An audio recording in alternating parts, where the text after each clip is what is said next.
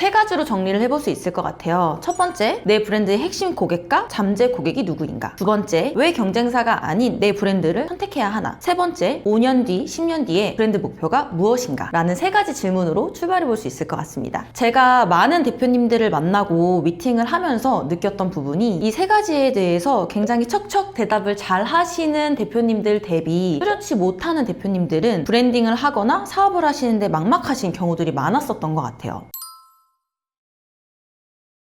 첫 번째 질문부터 조금 자세히 살펴볼게요. 내 브랜드의 핵심 고객과 잠재 고객 두 부류를 왜 꼭 우리가 알아야 할까요? 고객에 대해서 알지 못하면 브랜딩은 애초에 시작할 수조차 없어요. 핵심 고객이라고 하면 반드시 내가 제공하는 서비스를 구매할 만한, 집중해야 할 브랜드가 꿈꾸는 고객을 의미하는데요. 기존 고객이 될 수도 있겠죠. 우리가 만든 비즈니스의 특별한 차별성을 정말이지 너무너무 끝끝내 필요로 하고 있었던, 기다리고 있었던 분들이에요. 내 브랜드의 핵심 고객이 누구인지, 그들은 무엇을 원하는지, 왜 우리를 찾는지 자세히 이해하고 있어야 하는 이유는 브랜드 코어를 만들기 위해서입니다. 브랜드가 제공해야 하는 솔루션들이 핵심 고객을 끌어당길 수 있는 니즈와 욕구를 충족시키지 못한다면 비즈니스 모델 자체를 다시 한번 점검해 보아야 하는 거죠. 우리가 생각하는 핵심 고객이 수긍할 수 있고 우리가 제공하는 서비스에 대해서, 그리고 브랜드의 가치나 철학에 대해서 공감할 수 있고 그 경험들을 정말로 기다리고 있었다라고 할 수 있을 정도로 준비를 하고 있어야 정말로 필요한 브랜드에 대한 코어를 갖출 수가 있습니다. 원페이지 마케팅이라는 책에서는 고객의 퍼센테이지를 이렇게 나누고 있어요. 공짜라도 사지 않을 고객들 30%, 무관심한 고객들 30%, 내 브랜드에 관심은 있지만 지급은 아닌 관심 고객이 30%, 구매 가능성이 있는 고객이 7%, 구매 준비 완료된 핵심 고객이 3%. 그렇기 때문에 딱 3%만 되는 핵심 고객만 봐서는 우리가 타겟팅할 고객의 모수가 너무나도 적어져요. 그렇기 때문에 구매 가능성이 있고 관심은 있지만 지금은 아닌 잠재 고객들까지 타겟팅을 해서 브랜딩과 마케팅을 준비할 수 있어야 합니다. 잠재 고객은 내 브랜드, 내 서비스가 뭔지는 몰랐지만 나의 브랜드를 찾아낸 순간 관심이 좀 가는데 이거는 저장, 킵, 이렇게 어느 정도 고객의 니즈랑 욕구를 충족시킬 수 있는 정도의 고객을 이야기를 해요. 핵심 고객을 유지하는 것도 중요하지만 잠재 고객을 계속해서 유입시키는 것이 지속 가능한 브랜딩을 할 수 있도록 만드는데 당연히 그렇겠죠. 신규 고객들은 계속해서 유입이 돼야 하니까. 따라서 우리를 아직 모르는 고객들이 누구인지, 어디서 모이고 몇 살이고 어떤 라이프 스타일을 즐기는지, 그들이 잠자기 직전까지 불편해하고 고민해하고 욕구를 가지고 있는 것이 무엇인지 명확히 답변할 수 있는 브랜드가 되어야 합니다.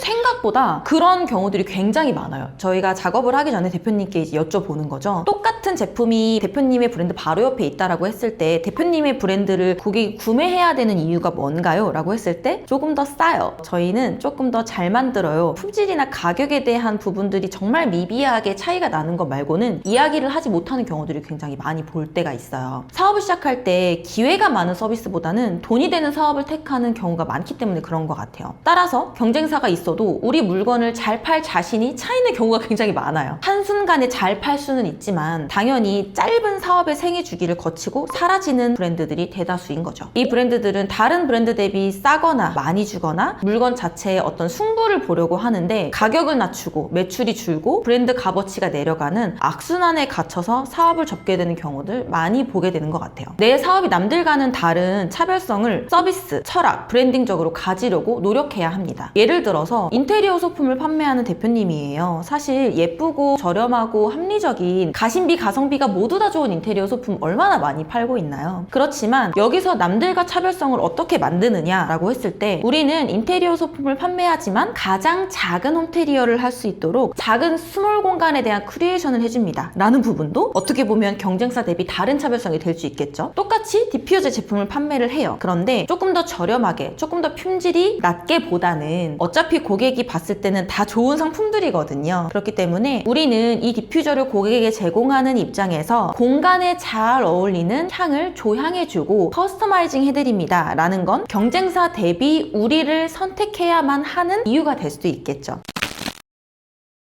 저희 같은 경우도 마찬가지예요. 디블러와 같이 브랜딩 디자인을 하는 업체는 굉장히 많아요. 그렇지만 디블러라는 브랜드의 차별성이 뭐예요? 라고 물어봤을 때 저희는 브랜딩의 과정을 투명하게 공개해서 브랜딩을 작업하기 전에 대표님들이 두려워하는 비용적이거나 시간적인 부담을 줄여드리고 실제적으로 사업에 도움이 되고 매출을 향상시킬 수 있는 브랜드 전략을 짜면서 디자인해드립니다 라는 부분이 다른 업체와는 조금 다른 차별성이 될 수 있을 것 같아요. 지금 내가 가지고 판매하려고 하는 어떤 아이템과 서비스에 더해서 무언가를 조금 더 추가적으로 차별적으로 플러스 알파로 제공해줄 수 있는 것이 무엇인지를 찾아보는 거, 그 부분에서 우리의 차별성이 시작될 수 있을 것 같아요.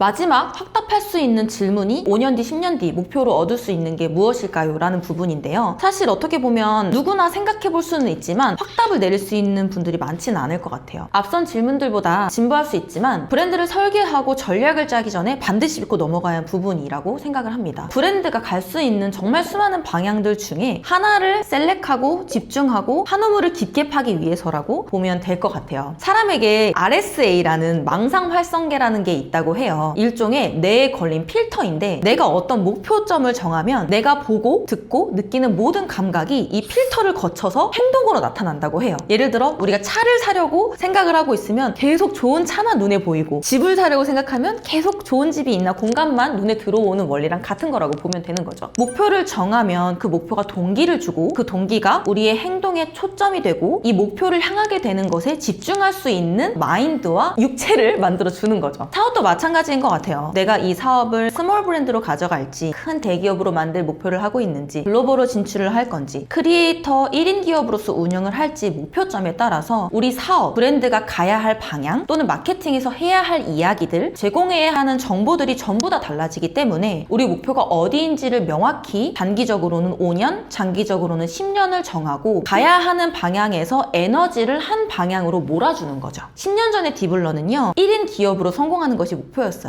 그렇기 때문에 저의 개인 블로그나 인스타그램을 통해서 저 자신을 알리는데 마케팅 전략을 주력으로 하고 있었거든요. 지금의 목표는요 대표 브랜딩 에이전시로서 자리를 잡고 글로벌로 향해 나가는 거예요. 개인보다는 기업의 규모, 나보다는 우리 팀원, 어떤 양질의 콘텐츠를 조금 더 전문가, 프로페셔널하게 보여줌으로써 포지셔닝을 하고 고객 경험을 만들어줄 수 있는 콘텐츠를 제작해서 고객이 받을 수 있도록 하고 있어요. 그렇기 때문에 고객이 브랜드를 느낄 때 이 브랜드는 작은 규모의 1인 기업이 아니라 전문적이고 체계적인 고급화된 큰 규모의 기업이구나 라고 생각해 보면서 우리에게 지불하는 비용과 시간을 달리 생각해 볼 수 있게 되는 거죠.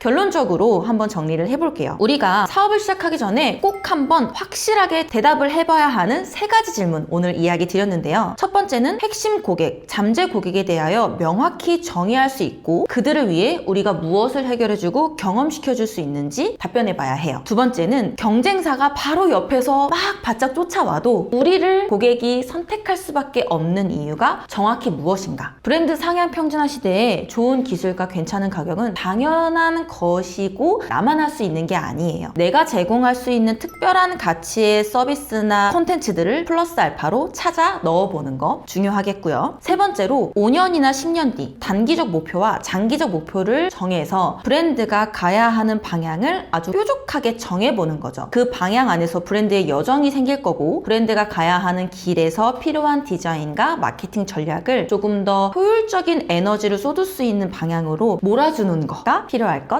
같습니다.